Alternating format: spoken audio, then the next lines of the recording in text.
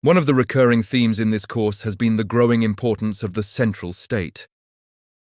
Early in the course, we noted that most people rarely interacted with their monarch or with the capital city. To use an American comparison, in the early republic, few citizens ever dealt with Washington, D.C. State and local governments were far more relevant to daily life. Over time, however, the national government became increasingly visible and influential. Today, most Americans can name the president or their U.S. senators, while far fewer can identify their mayor, county judge, or state representatives. This shift reflects the broader historical pattern we've been studying, the rise of centralized power. A similar development took place in Europe, where two major themes of early modern history, absolutism and the Enlightenment, began to intersect. Absolutism emphasized strong, centralized royal authority, while the Enlightenment promoted reason, reform, and progress.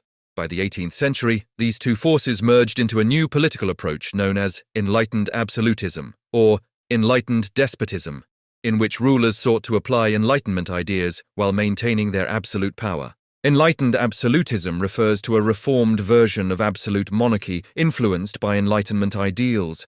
These rulers retained strong centralized power but adopted new philosophies about how and why they ruled. Louis XV insisted that his rule was ordained by God, embodying the traditional belief in divine right monarchy.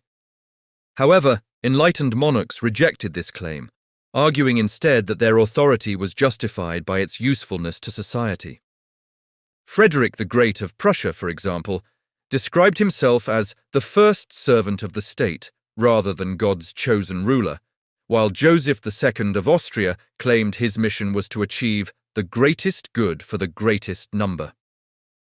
Together, these ideas reflected a significant shift in the concept and spirit of kingship, moving away from divine authority toward a more pragmatic and socially beneficial justification for rule. Enlightened absolutists were more secular than their predecessors. Whereas Louis XIV had sought to make France uniformly Catholic, enlightened rulers showed far less concern for religious conformity and instead promoted greater tolerance or pursued political interests over strict unity. For instance, Frederick the Great openly welcomed Muslims, believing their reputation as reliable taxpayers made them valuable subjects. At the same time, Catholic rulers in countries such as Austria, Portugal, and Spain expelled the Jesuits from their territories, reflecting both political and religious shifts. In 1773, enlightened monarchs even pressured the Pope to abolish the Jesuit order entirely, though it was later restored in 1815.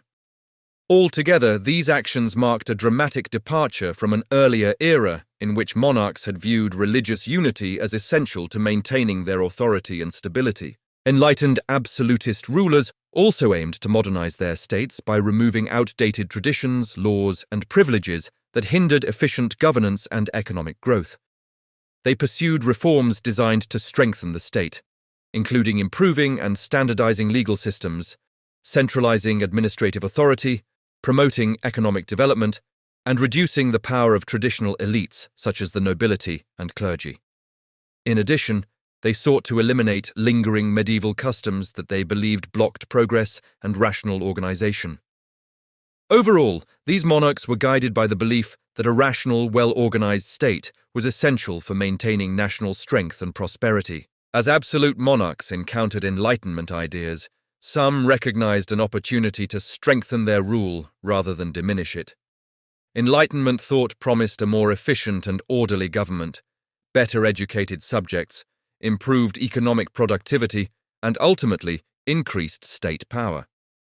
As a result, even rulers who had no intention of giving up their authority adopted reforms inspired by these ideas. Their goal was not to create democratic systems, but to make their governments more effective and their states more powerful, reinforcing their own control while embracing selected aspects of Enlightenment philosophy. To understand enlightened absolutism in action, we will examine specific rulers who embraced these ideas. Our first case will be Austria under the Habsburgs, especially the reign of Joseph II, one of the most radical enlightened reformers of the era.